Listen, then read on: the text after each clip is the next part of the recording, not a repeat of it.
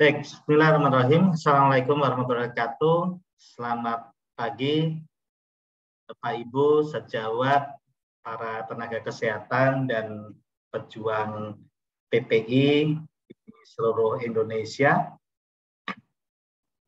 Pada pagi hari ini adalah hari yang luar biasa karena kita hari ini memperingati Hari TB Dunia tahun 2022 atau TB World Day ya.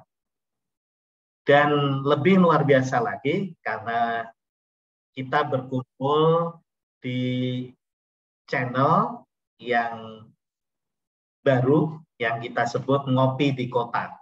Jadi Ngopi di Kota itu sebetulnya merupakan singkatan dari Ngobrol PPI di Kota. Nah, Kota itu adalah Kota Praja.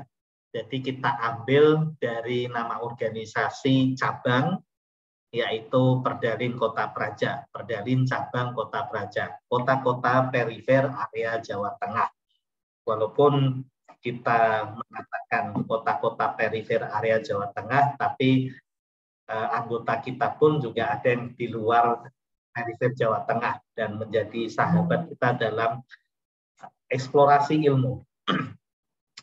Namun channel ini tidak ada hubungannya langsung ya dengan Perdalin Kota Praja, tapi dilaksanakan atau diadakan oleh rekan-rekan dari Perdalin Kota Praja. Bapak Ibu, kita tahu bahwa hari ini adalah hari TB dan terkait dengan TB itu selalu melakukan strategi inovasi untuk penanganan TB secara komprehensif. Mulai dari aspek terapi, aspek edukasi, dan aspek TPI. Namun yang belum banyak sebetulnya sudah ada, tapi mungkin kali ini kita akan sedikit berbeda. Kita akan membahas terkait dengan desain sebagai solusi poli-TB. Artinya kita akan membahas terkait dengan desain poli-TB atau rawat jalan di rumah sakit atau Fasienkes yang nanti akan melayani pasien dengan diagnosa tuberkulosis. Perkenalan bagi Bapak Ibu yang mungkin belum mengenal, nama saya ini adalah Rida Wahyu Tomho.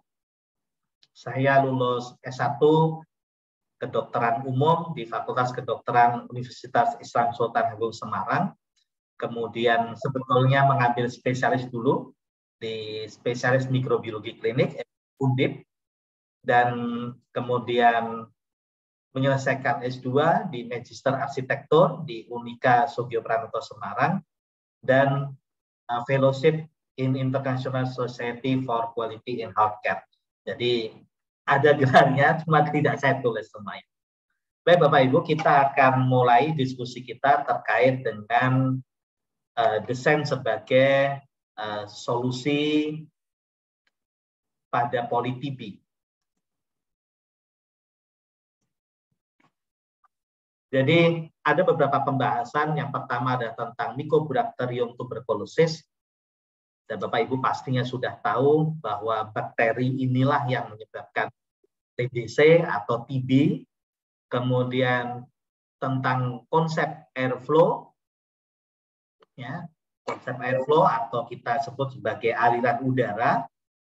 Kemudian desain poli-TB, itu nanti mungkin menjadi sebuah inti, dan tentang interior dari ruangan TB atau poli-TB, atau sebetulnya kita bicara interior itu juga secara umum untuk interior di rumah sakit. Baik, kita masuk ke pembahasan pertama, yaitu tentang Mycobacterium tuberculosis.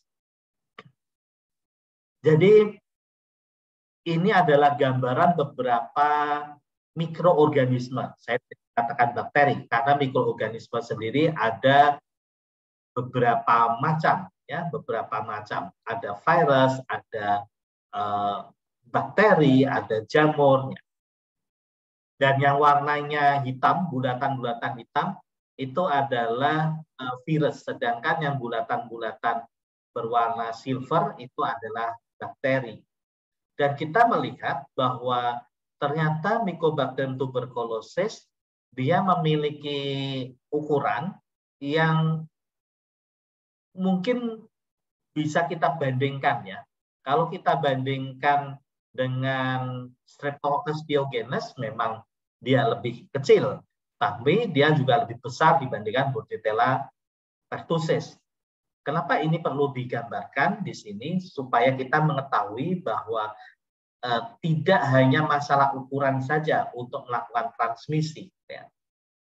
TB, sebagaimana kita ketahui, karena di sini rata-rata adalah para penggiat PPI, transmisinya adalah transmisi airborne, bukan transmisi droplet, ya, tapi airborne. Lain dengan transmisi dari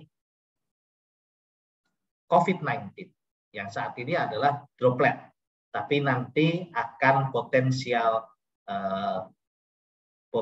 untuk aerosol. Mohon maaf, saya ulang kembali untuk presentasinya. Baik.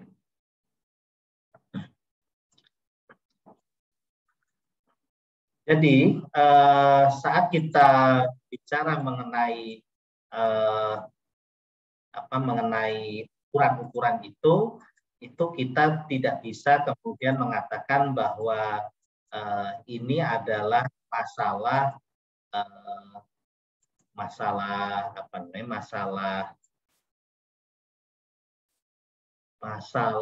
transmisi, ya, karena belum tentu yang ukurannya paling kecil maka transmisinya akan airborne, belum tentu seperti itu.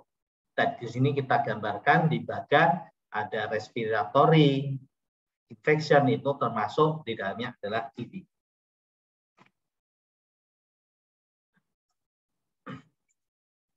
Ya, ini adalah gambaran TB. Kalau Bapak Ibu lihat, ini kalau dilakukan pengecatan, ini yang warna merah batang-batang itu adalah kuman Mycobacterium tuberculosis. Kemudian ini adalah gambaran kalau ditumbuhkan di sebuah media namanya Lowenstein-Jansen, atau rekan-rekan di laborat, sejawat laborat mengenalnya atau menyingkatnya dengan media LG. Kemudian ada ini media cair namanya MGIT, dan ini adalah Robert Koch dari penemu atau yang berhasil mengidentifikasi kuman Mycobacterium TB. Oleh karena itu kadang penyakit TB disebut sebagai KP, Koch pulmonum, ya, karena mengambil nama beliau. Dan ciri khusus kumannya tadi Bapak Ibu bisa melihat bentuknya batang, kemudian pewarnaannya bisa menggunakan Ziehl-Neelsen, ya, ada pewarnaan BTA hasil tahan asam itu yang biasa kita gunakan Ziehl-Neelsen, ada penggunaan juga Tan Tiangkok. Dan kita harus tahu juga ternyata kuman Mycobacterium TB ini bisa bertahan hidup dari mulai minggu sampai bulan jika tidak terkena sinar matahari. Nah, ini nanti akan ada hubungannya mengapa kita melakukan kajian terhadap desain. Ya. Kemudian tahan dalam freezer dan pengeringan, mati dengan sinar UV matahari. Oleh karena itu kita tadi bertahan cukup lama sampai bulan, hitungan bulan bila tidak terkena UV matahari. Oke, kita mulai masuk ke konsep desain, ya. Masuk ke konsep desain terkait dengan konsep airflow. Apa itu sebetulnya airflow? Airflow itu aliran udara, Bapak. Jadi kalau kita bicara airflow, sebetulnya kita bicara konsep yang hari-hari kita temui. Bahkan di bumi, ya, di planet yang kita diami ini, udara terus-menerus bergerak. Terus-menerus bergerak, dan dan dia akan menimbulkan suatu gerakan, entah itu angin, kemudian gerakan terhadap gelombang air, ombak di lautan, sungai, juga gerakan di awan yang membawa hujan dan lain-lain. Nah, itulah namanya airflow. Dan airflow ini juga kita gunakan beberapa bidang, ya, di beberapa bidang. Untuk industri, ya, ini makanya kenapa ada gambaran industri ini, industri untuk pembuatan atau pengaturan HVAC, heat ventilation and air conditioning, itu yang di rumah si Bapak Ibu juga dipakai untuk AHU, air handling unit, untuk penghawaan ruangan, itu kita pakai juga. Dan juga di pesawat terbang, industri aeronautika, itu juga dipakai. Ya. Bagaimana pesawat itu kan filosofinya kan kalau orang mau berhasil itu jangan ikut arus, tapi malah kadang melawan arus. Nah, salah satunya ada filosofi pesawat ini, karena dia terbang saat dia melawan udara, melawan angin. Nah, pengaturan aliran udara ini sangat penting di bidang kesehatan dalam penyebaran mikroorganisme, karena proporsi signifikan mikroorganisme di udara mencerminkan mikroorganisme lantai. Jadi sebetulnya tidak ada namanya kuman udara, karena kuman itu tidak hidup di udara, tapi dia ada di lantai, ada di dinding yang dia tersapu oleh udara yang bergetar. Kemudian salah satunya kita temukan ada di udara. Jadi sebetulnya nanti ada konsep PPI bagaimana pembersihan itu bukan kemudian di fogging atau pembersihan ke udaranya langsung, tapi adalah pembersihan permukaan, karena itu berangkatnya dari teori ini, dari prinsip ini. Ya, ya. Jadi untuk apa sih sebetulnya airflow itu harus kita atur, ventilasi kita atur? Karena untuk memenuhi kebutuhan kesehatan, yaitu penyediaan oksigen untuk pernafasan. Kemudian membawa asap dan uap air keluar ruangan. Dan ini sebetulnya kita tidak bicara hanya medis saja, ya, tapi kita juga bicara contohnya saja di rumah tangga, sebuah dapur. Dapur itu pun juga membutuhkan fungsi dari airflow, aliran udara, supaya asap yang ada di dalam ruangan tersebut dibawa keluar. Atau di konsep-konsep ruangan lainnya, ruang kantor, apalagi ruang rumah sakit atau ruang fasiankes. Kemudian mengurangi konsentrasi gas dan bakteri. Nah, ini yang paling penting. Serta menghilangkan bau, terutama untuk bakterinya. Kemudian untuk memenuhi kebutuhan kenyamanan termal. Ya, kebutuhan kenyamanan termal. Kenyamanan termal itu suhu. Dan suhu itu salah satunya berasal atau terbentuk dari beberapa unsur. Salah satunya adalah aliran udara tadi. Jadi, bagaimana suhu itu nyaman, kenyamanan, kalau aliran udaranya pun juga ikut diatur. Nanti ada faktor-faktor lain seperti kelembapan, tekanan, itu juga mempengaruhi. Kemudian mengeluarkan panas dan membantu mendinginkan bagian dalam bangunan. Nah, inilah yang nantinya akan menentukan bagaimana kita bekerja di fasiankes kita. Kita tidak bicara masalah aman saja. Nanti di sesi, entah sesi keberapa, kita juga akan bicara tentang ruang operasi. Ya, di tanggal 1 April kita akan bicara tentang ruang operasi. Nah, ruang operasi, misalnya saya agak menyimpang sedikit, ruang operasi itu tidak hanya aman saja. Bagaimana ruang operasi, saya mau ruang operasi COVID ini tekanan negatif. Nah, kita harus tahu filosofi tekanan negatif seperti apa, positif seperti apa. Tidak hanya kemudian aman, tapi kemudian kita juga nyaman. Karena rata-rata kalau yang menyediakan tekanan negatif, akhirnya menjadi panas, tidak nyaman. Amannya mungkin secara persepsi personal terpenuhi, tapi nyamannya tidak akan terpenuhi. Ya. Baik.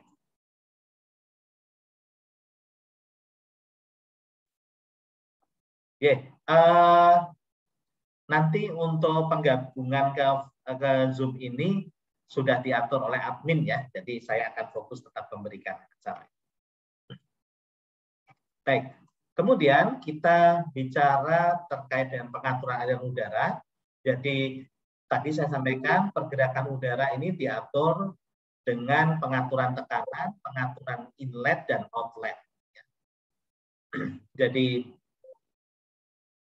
inlet dan outlet itu adalah udara masuk dan udara keluar, ya, udara masuk dan udara keluar itu yang nantinya akan menyebabkan atau menimbulkan pergerakan udara.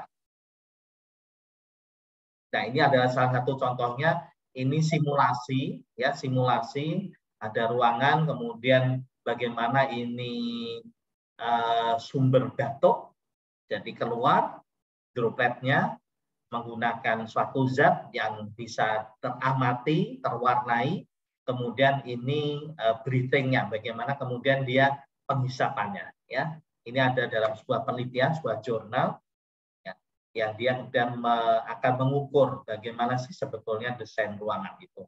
Sampai kemana saja ini dampaknya. Bisa juga menggunakan software komputer yang namanya CFD, Computational Fluid Dynamics, atau ada lagi satu lagi namanya ENSYS.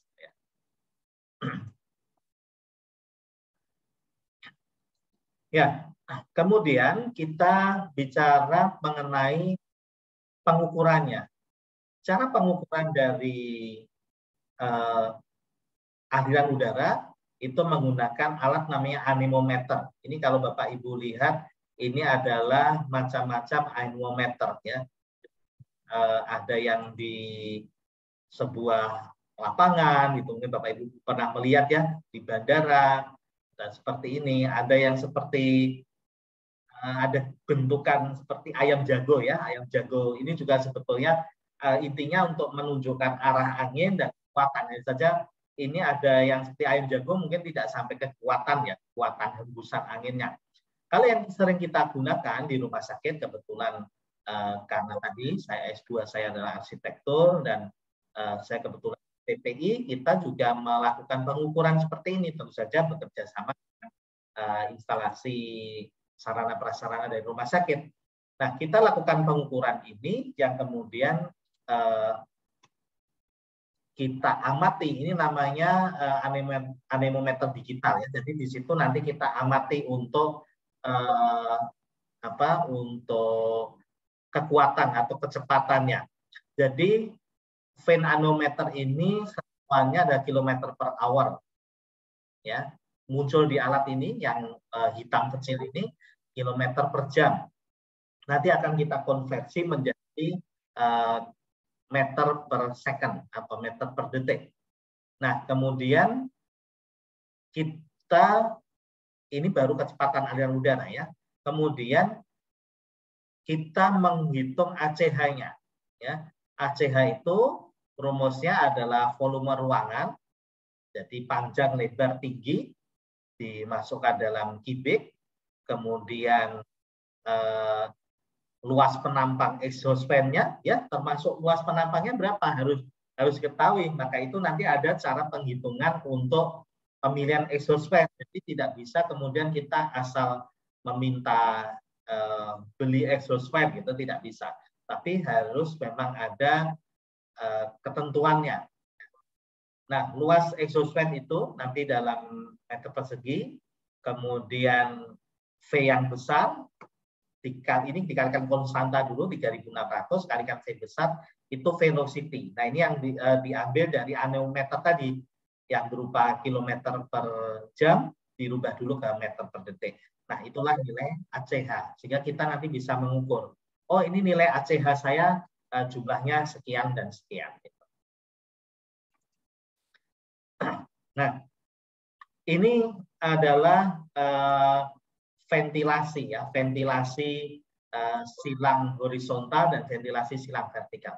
Jadi dalam sebuah ruangan itu selalu tadi konsep aman dan nyaman harus tersediakan. Nah, untuk melakukan aman dan nyaman maka harus ada inlet, ada outlet, tadi sudah kita sebutkan. Nah, jangan sampai kemudian ada udara masuk tapi dia tidak bisa keluar.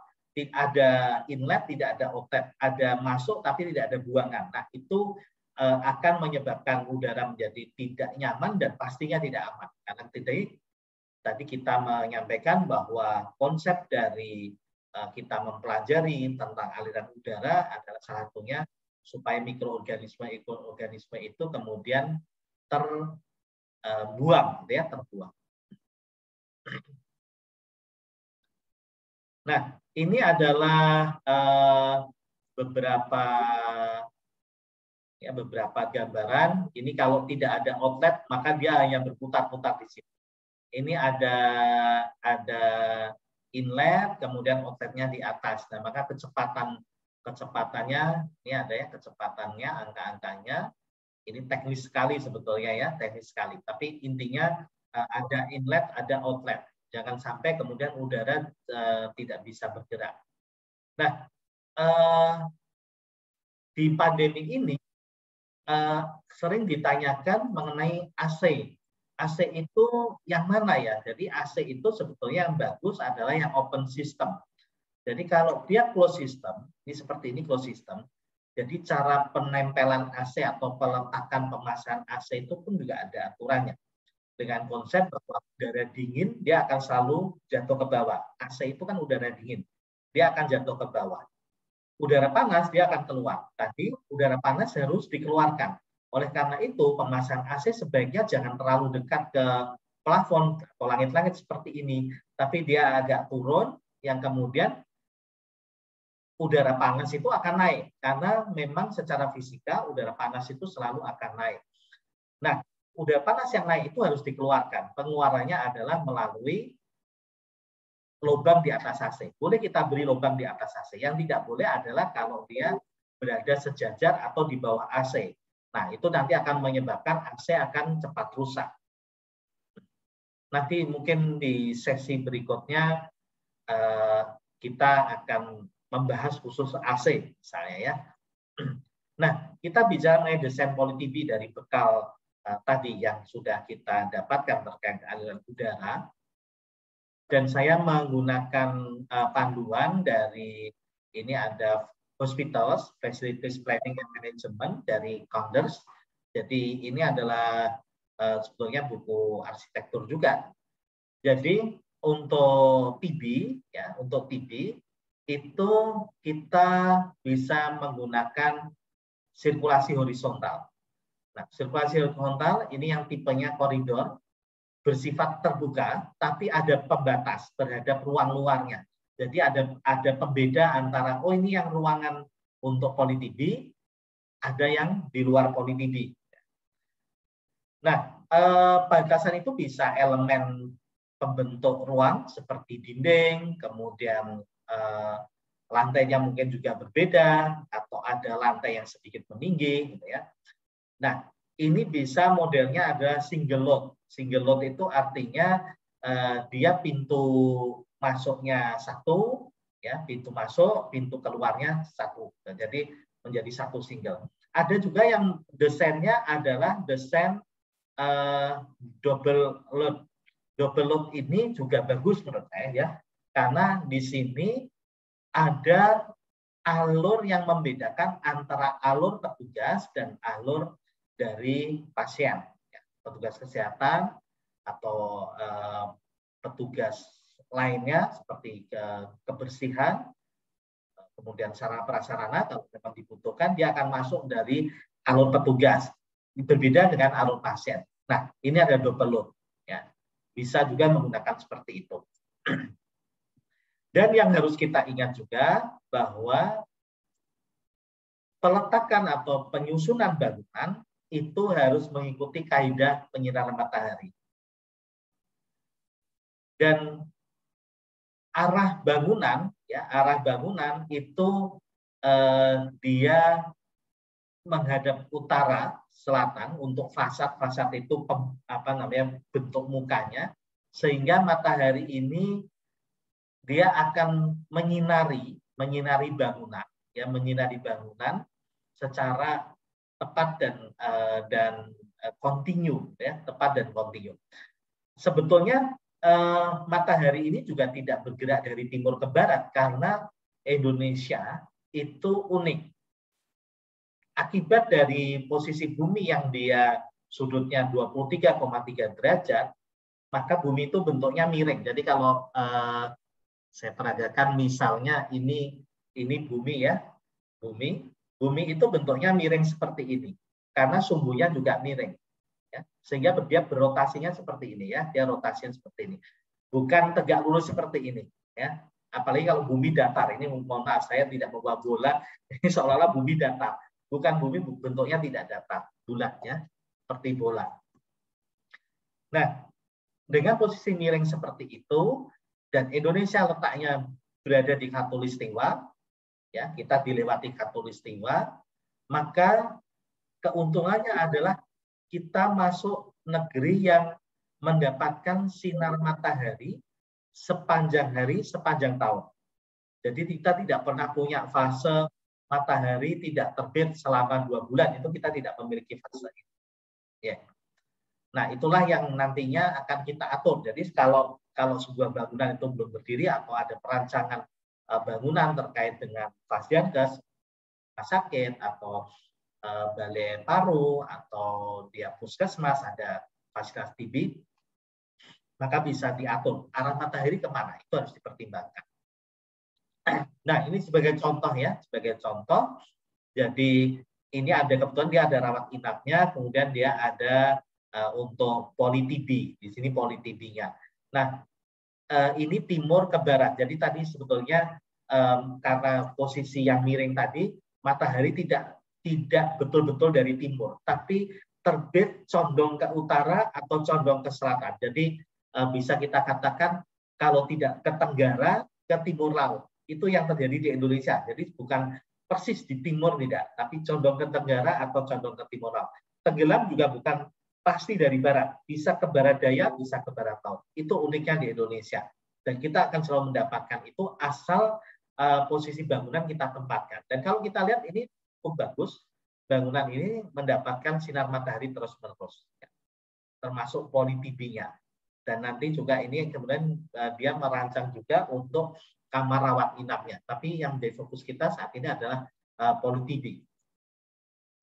Nah, persyaratan apa yang ada di poli-TB? Sebetulnya persyaratan untuk rawat jalan secara umum, tapi kita sesuaikan atau kita ambil poin-poinnya yang ada kaitannya dengan poli-TB. Idealnya terletak di lantai dasar untuk memudahkan akses, apalagi kalau pasien TB itu dia sudah agak berat, sesek gitu ya. Kalau kita harus minta dia naik tangga atau ada ram pun juga ya lebih memilih yang memudah aksesnya.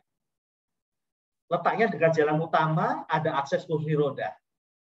Tentu saja itu akan mempersingkat perjalanan, mempersingkat untuk pasien untuk mendapatkan pelayanan. Dan ada akses kursi roda. Kita tahu ada beberapa pasien yang dia sudah karena kondisi TB-nya, klinisnya, sehingga dia tidak bisa berjalan sendiri. Maka dia masuk bisa ke kursi roda, dan kursi roda untuk akses. Juga sebaiknya tercakup dalam blok bangunan sendiri. Ini yang sangat kita tekankan. Poli-TB, unit TB, untuk TB MDR itu dia ada sendiri. Area itu memang khusus untuk TB. Tentu saja di situ nanti tidak hanya ruangan, tapi juga kecukupan sinar matahari, kecukupan penghawaan udara itu kita setting. Yang menjadi problem kadang-kadang adalah bangunan itu sudah existing, ya. Rumah sakitnya ini sudah sejak dulu ada, puskesmasnya sejak dulu ada, dan sudah tidak ada lahan. Balai parunya sudah dulu ada, dan seperti ini mau bongkar, ya, apalagi kalau instansi pemerintah mau bongkar harus izin ke Pemda. Swasta pun juga sama, harus izin ke yayasan atau pemilik gitu. Nah, ini yang nanti akan menjadi tanda kutip ladang kita untuk berjuang gitu ya. Memudahkan orientasi pengunjung, wayfinding, jadi ada tulisannya ya, apalagi kalau poli-TB kan tadi sudah kita rancang, ada tersendiri. Orang tahunya adalah masuk rumah sakit, lihatnya IGD, lihatnya poli rawat jalan, padahal poli-TB ada tersendiri. Nah, itu harus diberi tulisan yang cukup jelas. Nah, ini nanti kaitannya dengan pengaturan kegiatan operasional dan administrasi. Kita tidak bahas di sini, karena itu ada bahasan PPI TB yang spesifik mungkin. ada dalam TPI-TB itu adalah kendali administrasi. Jadi dia tidak kemudian ditangani bersama-sama dengan rawat jalan atau rawat yang lainnya, tapi dia tersendiri. Administrasinya ada administrasi TB. Nanti saya ada contoh salah satu bangunan poli TB yang sederhana tapi bagus ya. Secara arsitektur bagus. Kemudian memiliki sistem sirkulasi, akses mandiri, sehingga jika jam operasional OSE dapat ditutup tanpa mengganggu akses ke bagian lain. Ya. Jadi tidak perlu kemudian dia mengganggu ke poli-poli yang lain. Unit yang terkait rawat jalan poli TB ada administrasi pendaftaran, itu kita sudah sendirikan, laboratorium dan radiologi, kemudian rawat inap, serta kebidanan kandungan. Ini kalau memang nantinya ada rujukan ke rawat inap ya. Cukup luas dengan pembagian unit periksa, ruang tunggu yang memisahkan pasien infeksi non infeksi. Ini tentu saja bisa kita terjemahkan kalau ada MDR dan TB reguler. Nah, oleh karena itu kita sedang mendorong juga nih ada poli TB khusus MDR TB, dan itu nanti alurnya kita pecah lagi. Jadi poli TB saja sudah masuk rumah sakit, alurnya sudah tersendiri. Begitu sampai zona TB atau area TB, itu kita pecah lagi. Kemudian ruang tunggu berkursi cukup. Nah, ini juga suatu hal yang menarik di masa pandemi ini, jaraknya ada jarak. Nah, ini juga harus kita hitung nih. Untuk kursinya tentu saja karena ada jarak pasti akan ada kebutuhan terhadap space yang meningkat. Sirkulasi pasien datang dan keluar satu pintu. Ini bisa kita modifikasi untuk 2 pintu kalau kita menggunakan tadi yang double load gitu ya. Kemudian klinik berpotensi ramai, diatur posisinya memiliki jarak. Sirkulasi pasien dan petugas kesehatan terpisah. Ini juga yang double load tadi. Ruang dokter diberi nomor. Ini kalau poli TB-nya ada beberapa. Atau mungkin ini poli TB yang reguler itu ruangnya di sebelah sana nomor 1 Bu ya. Yang MDR nomor 2 itu ada tandanya. Ada fasilitas laboratorium rawat jalan, instansi rawat jalan. Ini terutama kalau ada pemeriksaan BTA, jadi ada tempatnya. Selain daripada sputum booth, ada tempatnya juga untuk menampung hasil sputum untuk dilakukan laboratorium. Atau mungkin, kalau memungkinkan sebetulnya lab TB itu bisa tersendiri juga di dekat situ. Untuk lab sederhana seperti misalnya BTA, pengecatan, kemudian langsung dilakukan situ sehingga bisa langsung laporan. Itu yang mungkin menjadi ideal ya. Ruang tunggu pasien anak terpisah dari dewasa. Nah, ini menarik juga kalau anak ini rata-rata masuknya kasus TB di SMF anak ya, pediatri, bukan di paru. Loket pembayaran ini nanti terkait dengan administrasi dekat dengan lobi, namun jangan berhadapan langsung dan area masuk pasien. Setiap ruangan ada wastafel, letak klinik jauh dari insenerator, IPAL, dan IPSRS, supaya tidak ada kontaminasi. Nah, ini ada poli TB dengan dinas sirkulasi udara. Ini bisa bangsal, bisa poli. Intinya gambarnya adalah satu aliran. Dan kalau misalnya, ini kebetulan saya gambarnya mendapatkannya yang ini. Sebenarnya ada satu lagi, cuma tidak saya tempel sepertinya. Jadi misalnya di bed 1 ini ada posisi pasien saat masuk, bed kedua ini adalah posisi dokter, maka alirannya kita balik, bukan begini ya. Tapi alirannya adalah dari arah dokter ke arah pasien. Nah, tentu saja itu di sini harus ada outlet keluar. Dan ini adalah untuk memilih sebuah outlet atau exhaust fan. Ada rumusnya juga, yaitu CMH sama dengan volume ruang kali ACH. Jadi CMH itu cubic meter hour atau kebutuhan sirkulasi udara di dalam ruang tiap jam. Nah, nanti untuk exhaust itu satuannya dalam second ya. Kemudian cara menghitung volume ruangnya sama, panjang lebar tinggi dikalikan. Kemudian ACH, air change per hour-nya, itu pergantian udara per jamnya. Nah, ini contohnya ya, saya buat contoh. ada ruangan berukuran panjang 6 meter, lebar 6 meter, tinggi 3 meter. Exhaust fan-nya dihitung dalam CFM, big feet per minute. Maka pertama kali kita harus lakukan adalah pengubahan ukuran ruangan tersebut dari satuan ke satuan feet, di mana 1 meter itu 3,28 feet. Jadi kalau Bapak Ibu membeli exhaust, itu ukuran exhaust itu kekuatannya adalah CFM. Nah, ini kita rubah saja, panjang 6 meter, berarti 6 kali 3,28, ketemunya 19,68 feet. Ini lebar juga 19,68 feet, tingginya 9,84 feet. Nah, kemudian untuk kapasitas exhaust ya, maka tadi volume kali air change-nya. Nah, air change-nya ini kan tadi feet ya, 19,68 kali lebarnya 19,8 kali tingginya 9,84. Misalnya kita tentukan air change-nya kalau rata-rata di fase gas itu mintanya 12 ACH. Oke, kita masukkan 12 ACH.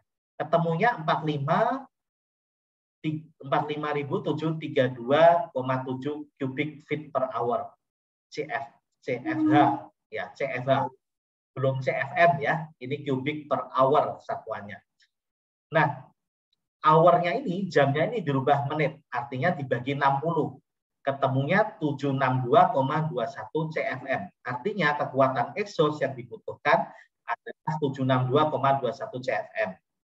Nah, jadi kapasitas exhaust untuk, wah ini bukan dapur, jadi ingatnya dapur. Padahal ingat ruangan poli itu adalah 762,21 CFM. Nah, itu yang nanti Bapak Ibu tanyakan ke penjualan exhaust. Saya butuh exhaust yang 762,21 CFM. Nah, nanti dia akan memberikan bisa jadi yang lebih tinggi, tapi selisihnya tidak akan jauh.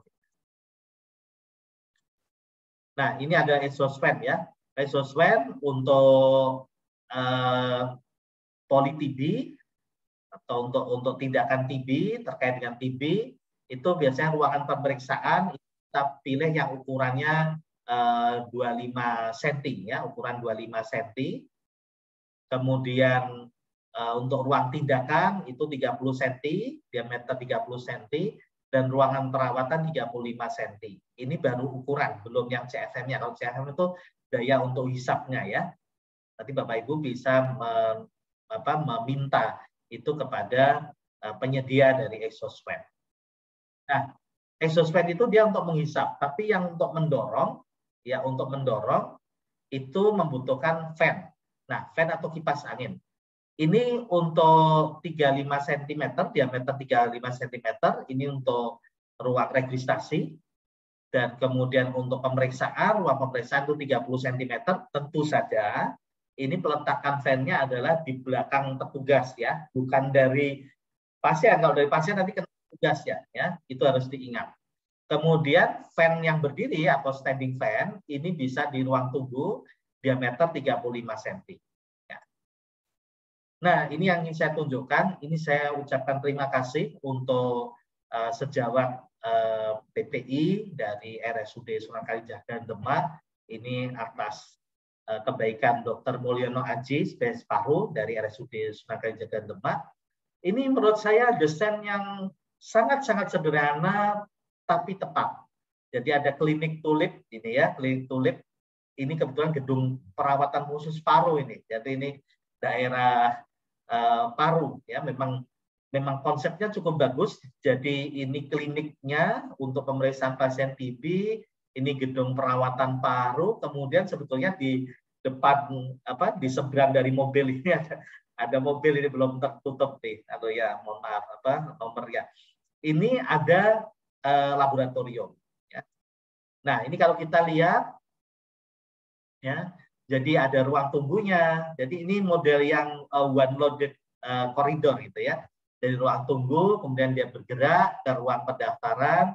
Di sini Bapak Ibu lihat, di sini ada kipas angin. Kalau ini menyentuhnya dari sisi samping, kemudian keluar. Dan di sini sebenarnya ada parkiran tapi agak jauh. Dan ini udara terbuka. Kalau udara terbuka, komponen partikel TB langsung naik ke atas. Kemudian nanti juga ini ada ruang pendaftaran juga. Kemudian di situ ada ruang untuk pemeriksaan ya yang ada sekatnya. Ini cukup bagus, cukup sederhana, tidak memakan anggaran tinggi saya rasa. Bahkan ini untuk pembatasnya, tadi kan namanya sebuah ruangan itu dia harus ada sekat. Sekatnya menggunakan pagar yang cukup sederhana juga. Ya.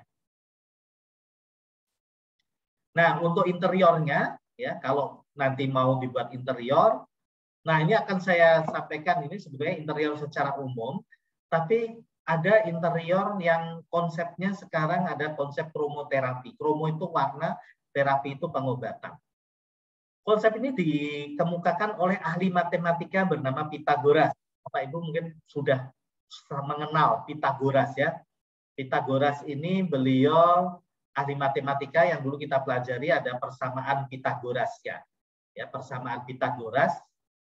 Ya. Nah, Pythagoras ini ternyata si Pythagoras ini menemukan konsep-konsep pewarnaan warna untuk terapi. Nah, ini ada kebudayaan-kebudayaan kuno yang sekarang masih ada, masih utuh, itu juga ternyata menggunakan pewarna untuk terapi. Terapi itu tidak hanya terapi visual ya, tapi sebetulnya cukup banyak terapi warna ini rupanya.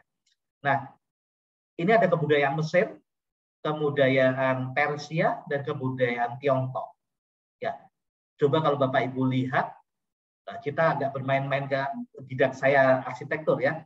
Jadi kalau kita lihat masing-masing memiliki khas warna yang dipakai ya, khas warna yang dipakai. Tapi ternyata sesuai dengan daerahnya masing-masing ya.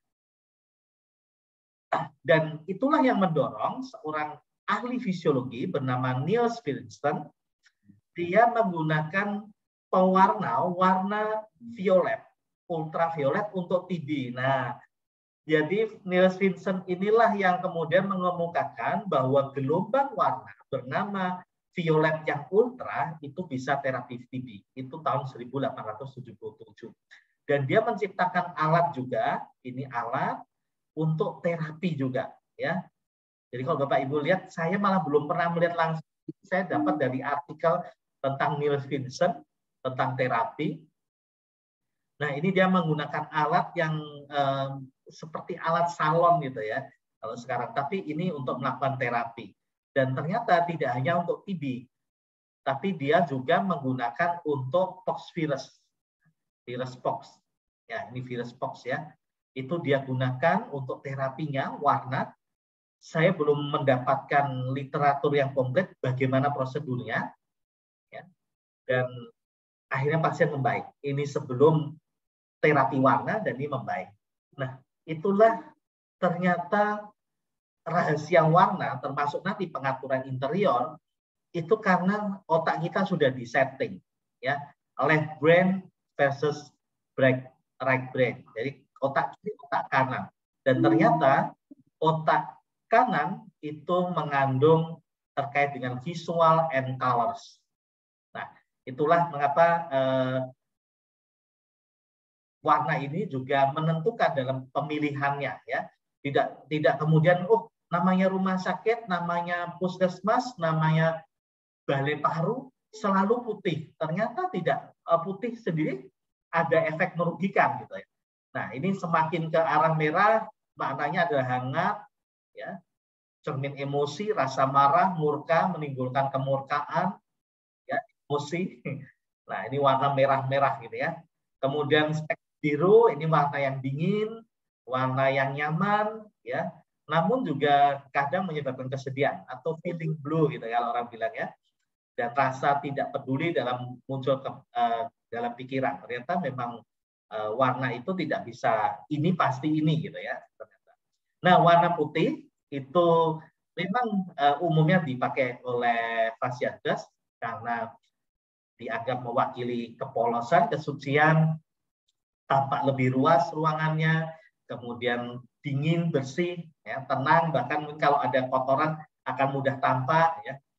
Dan ruang yang dicat dengan warna putih mungkin tampak luas, lapang, dan kesan kosong dan dingin. Inilah yang kemudian menyebabkan orang depresi. Maka ada saya membaca artikel, kalau saya tidak salah, mudah-mudahan atau tidak perlu saya sebutkan negaranya ya, kalau nanti ini ditonton negara lain bisa masalah. Ada sebuah negara di mana dia tahanannya itu dimasukkan ke dalam ruangan, semua ruangannya warnanya putih, kemudian bajunya pun diberi putih, makanannya pun juga dipilih yang warnanya putih, perabot makanan seperti sendok, garpu, piring semuanya putih. Ini untuk melakukan penyiksaan secara psikis. Nah, itu menarik.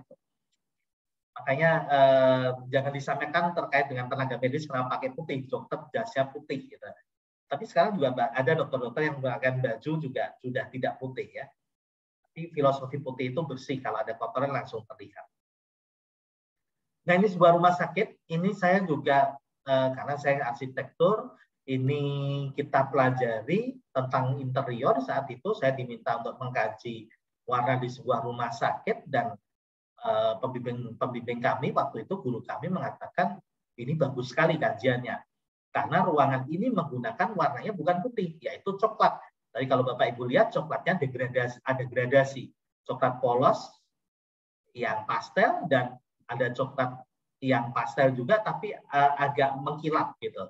Nah, rupanya ini rahasianya.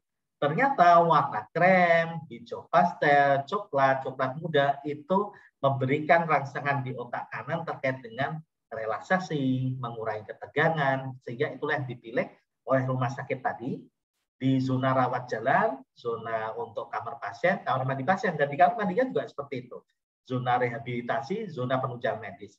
Sedangkan warna kuning keemasan, biru, turquoise, kuning labu, hijau rumput, itu efeknya aktif, sadar, dan tenang. Ini biasanya kita tempatkan di koridor, di fasilitas umum, tempat ruang tunggu, ya, zona pengelola, zona servis. Nah, itulah rumah sakit kalau sudah, atau fasilitas kalau sudah mengetahui konsep-konsep warna ini, atau mungkin nanti memanggil konsultan saat pembangunan, dia akan paham, oh ternyata ini konsep. Baik Bapak Ibu, itu yang saya berikan. Jadi selamat Hari TB, artinya selamat ini adalah selamat berjuang ya. Karena untuk TB 2022 kita punya tekad invest to end TB, save lives, untuk melakukan pelayanan terbaik untuk TB ya. Jadi ini Ngopi di Kota, nanti akan kita upload di YouTube. Mohon bisa mendukung supaya kita akan rutin 1 bulan sekali kita bisa berbagi terkait dengan ilmu ini. Dan saya izin untuk mengabarkan ke Bapak Ibu terkait dengan acara kita berikutnya, yaitu tanggal 1 April insya Allah Bapak Ibu, tapi kita memang meminta untuk mendaftar 50.000. Jadi kita akan bicara mengenai menjaga kualitas udara dan kebersihan ruang operasi. Gitu ya. Nanti ada saya, ini gelar arsiteknya tidak tercantum, terlalu panjang katanya yang buat leaflet, dan nanti ada Pak Widi, beliau adalah salah satu efisien senior di Wonosobo, nanti juga akan berbagi, dan dimoderatori oleh Ibu Safitri. Kita kembali ngopi bersama di kota. Baik, itu yang akan kita sambung dengan diskusi. Silakan kalau ada diskusi, kita buka untuk diskusi. Monggo.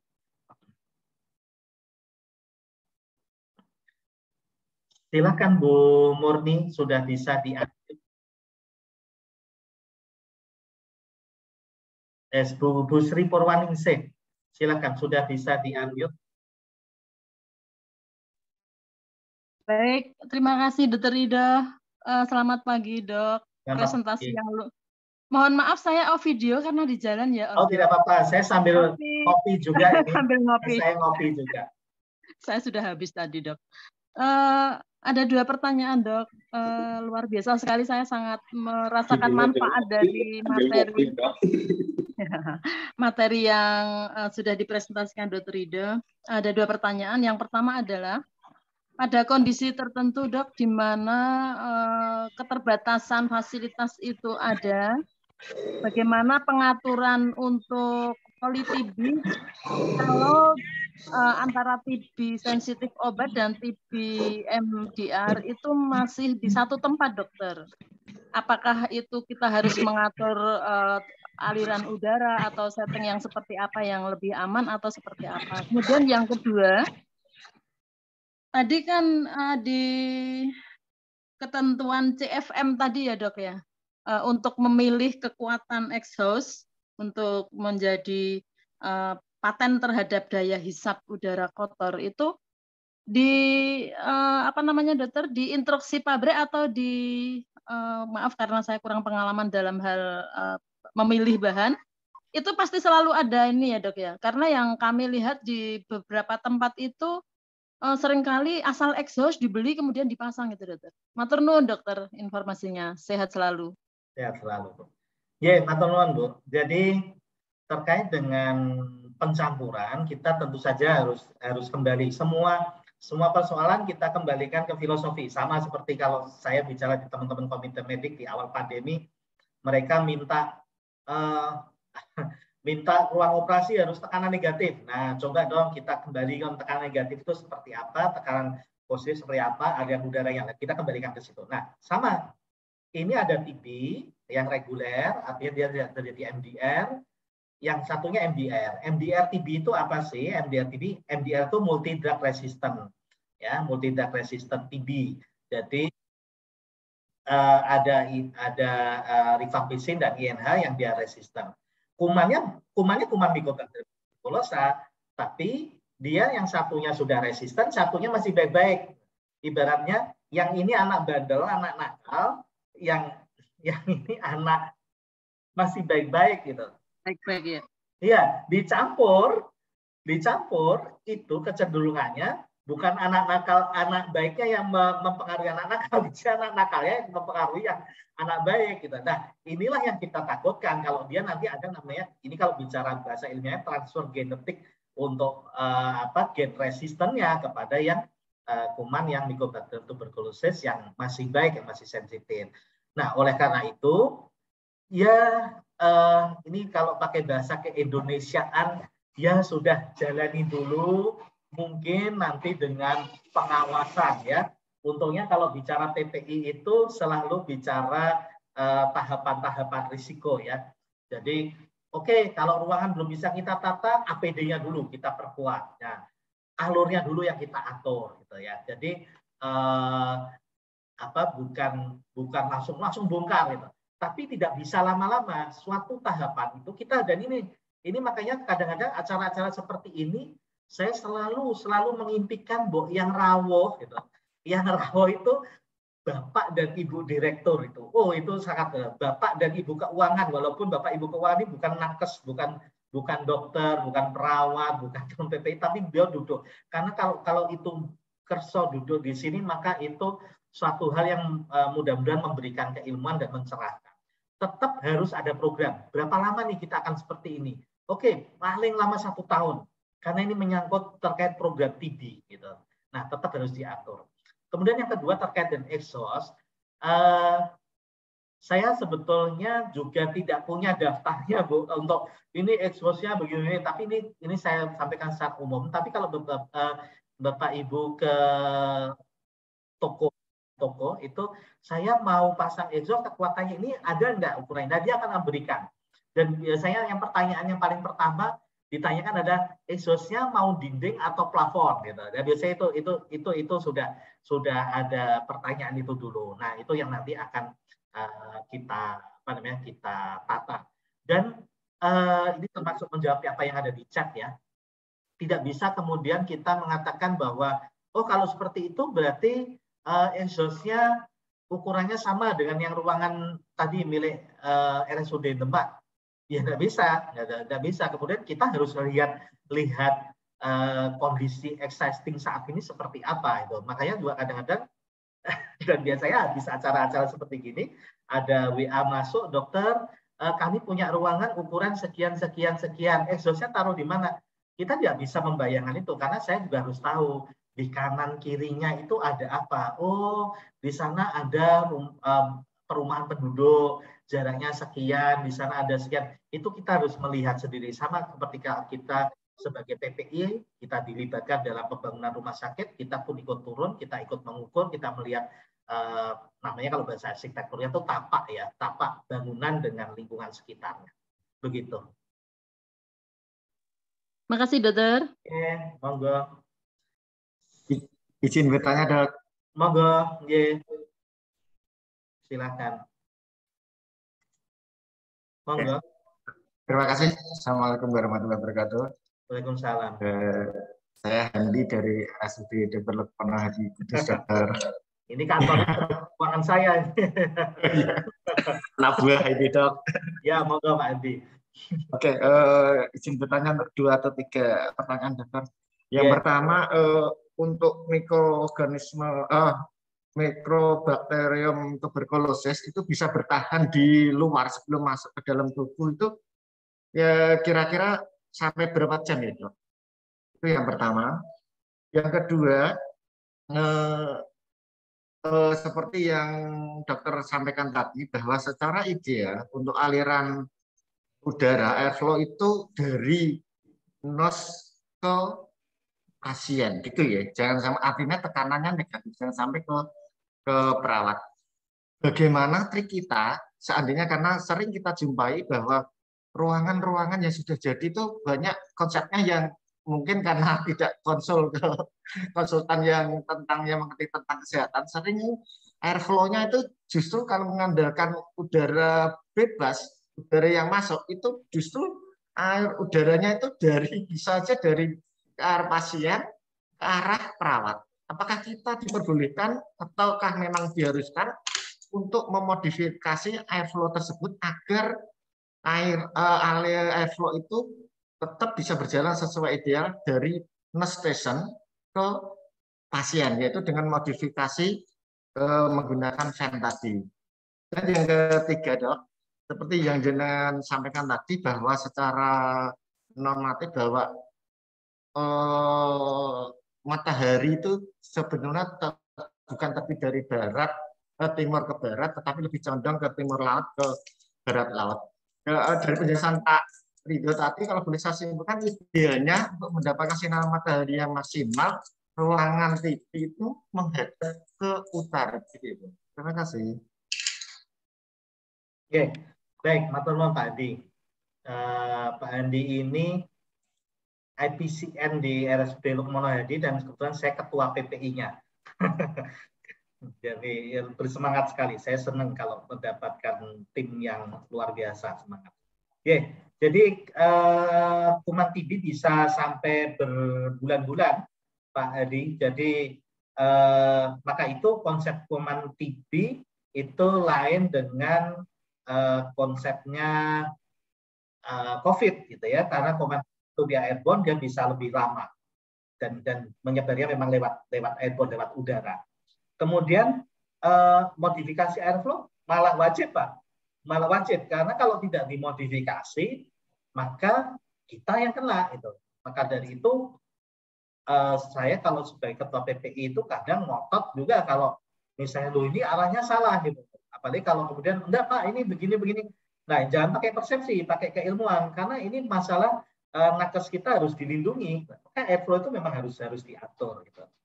Kemudian terkait dengan matahari ya. Terkait dengan matahari yang terbit, betul. Jadi kalau kita lihat terkait dengan rumah-rumah adat itu Pak, rumah-rumah adat ternyata nenek moyang orang Indonesia itu luar biasa loh. Mereka nggak kenal itu namanya PPI, mereka nggak kenal itu namanya mohon maaf organisasi-organisasi, belum ada grup-grup WA gitu ya, yang isinya para pakar-pakar itu perdebatan. Mereka dengan kesederhanaannya, tapi dengan kecerdasan luar. Ya mohon maaf, saya terputus ya, mohon maaf. Ya, oke. Jadi saya lanjutkan ya Pak Andi. Jadi bangunan-bangunan adat itu pun juga membujurnya lebih cenderung ke utara atau ke selatan gitu. Karena sudah melihat arah dari sinar matahari yang ada di Nusantara itu bentuk lintasannya seperti apa. Nanti mungkin di sesi yang lain mungkin saya akan tampilkan juga untuk software terkait dengan penghitungan lintasan. Itu nanti akan kita kaji juga. Begitu Pak Andi. Matur nuwun. Saya izin menjawab dari chat dahulu ya.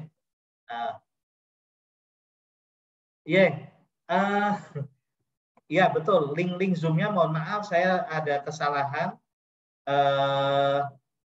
terkait tanggalnya, jadi sudah saya kirimkan yang baru. Kemudian terkait dengan materi akan saya bagikan di grup yang saya ikuti, yaitu di grup Perdali Kota Praja. Jadi kalau Bapak adalah anggota Perdali Kota Praja, silahkan nanti bisa di situ.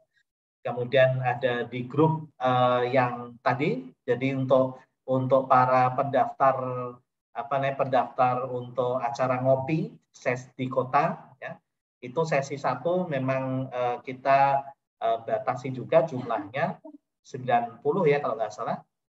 Itu juga saya bagikan di situ. Kemudian untuk ngopi di kota itu grupnya, jadi karena berbayar maka yang membayar itu yang masuk ke grup situ. Kemudian tapi nanti di acara-acara berikutnya adalah free.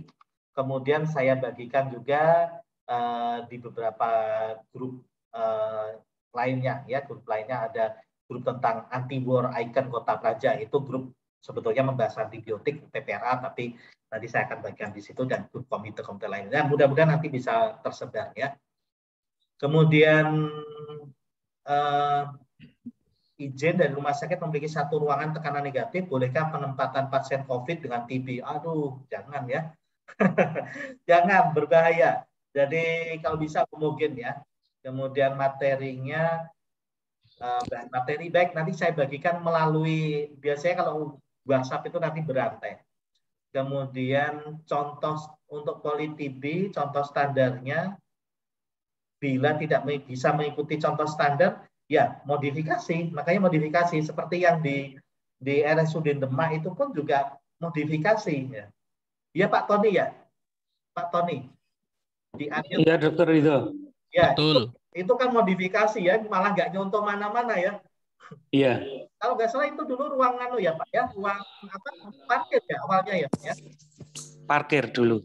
Parkir, terus ada ini ya Pak ya, kantin ya, kantinnya dirobohkan untuk parkir ya kalau nggak salah ya di situ.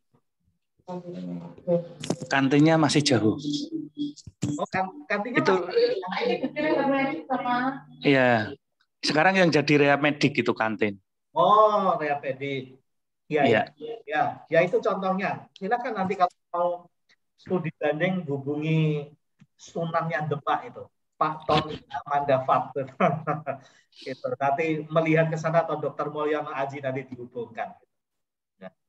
Begitu. Ada pertanyaan lain? Ini ada dari chat. Exhaust fan diletakkan di bawah atau di atas?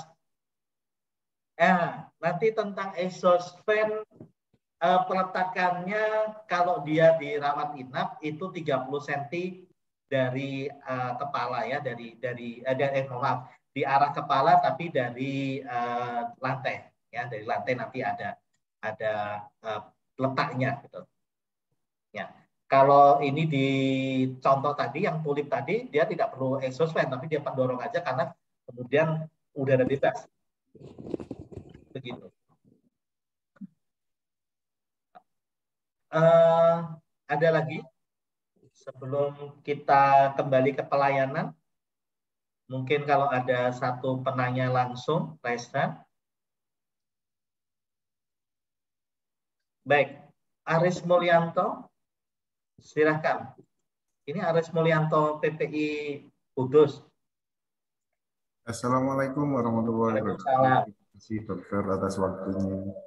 Mau sedikit menanyakan dokter terkait pemasangan exhaust fan di suatu ruang isolasi atau ruang kohot, di mana bagaimana cara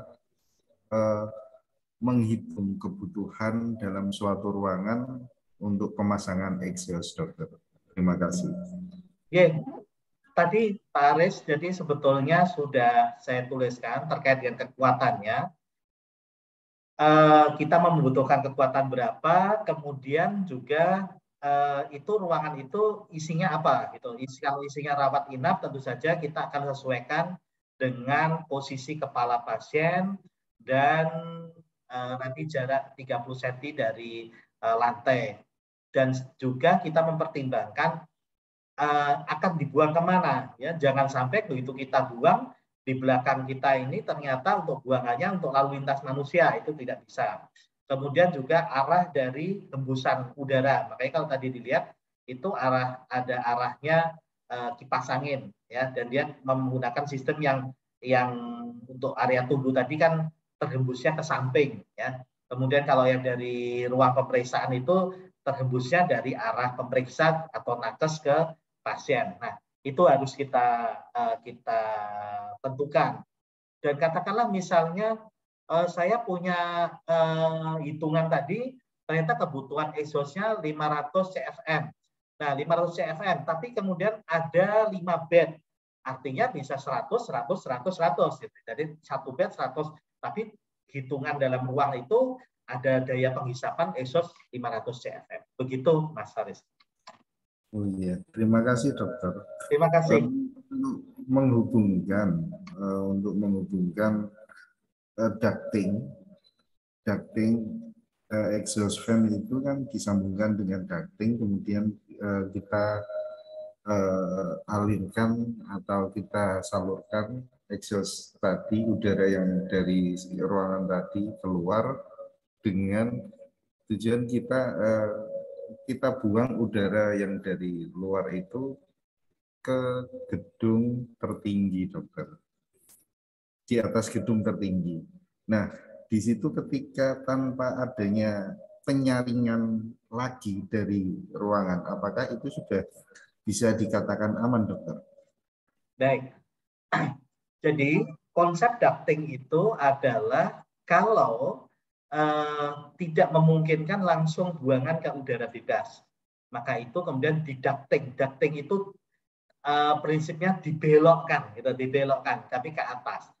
Kenapa kok ke atas? Kenapa kok tidak horizontal? Karena konsep buangan begitu dia ke atas, maka dihembuskan dengan tekanan tinggi, sedangkan alam itu lebih luas, maka dia akan menyebar. Kalau untuk TB, dia kumannya akan terdispersi di udara. Selisih 3 meteran, jarak 3 meter dari permukaan tanah pun dia sudah, atau permukaan buangan itu dia sudah terdispersi gitu. Nah, kalau untuk ada konsep yang kemudian mau diperketat dengan bersih, level kebersihan, nah itu bisa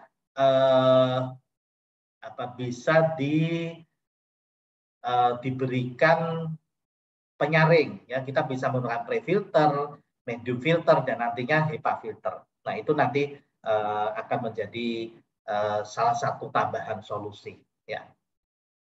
Begitu. Oke, saya terakhir dari chat, penentuan titik intake airflow dan exhaust dalam sirkulasi udara agar kelembapan ruangan. Nah, ini kalau bicara kelembapan sudah lain lagi. Kelembapan itu harus kita pahami, negara kita adalah negara tropis lembab. Tropisnya terkena matahari tadi, tapi karena kita dikelilingi perairan, maka kelembapan kita tinggi, tropis lembab. Sehingga ada rumah sakit yang dia ruang rawat inapnya mengelilingi sebuah taman, tamannya dibuat kolam air mancur. Tampak bagus, tapi sebetulnya akan menambah kelembapan tinggi.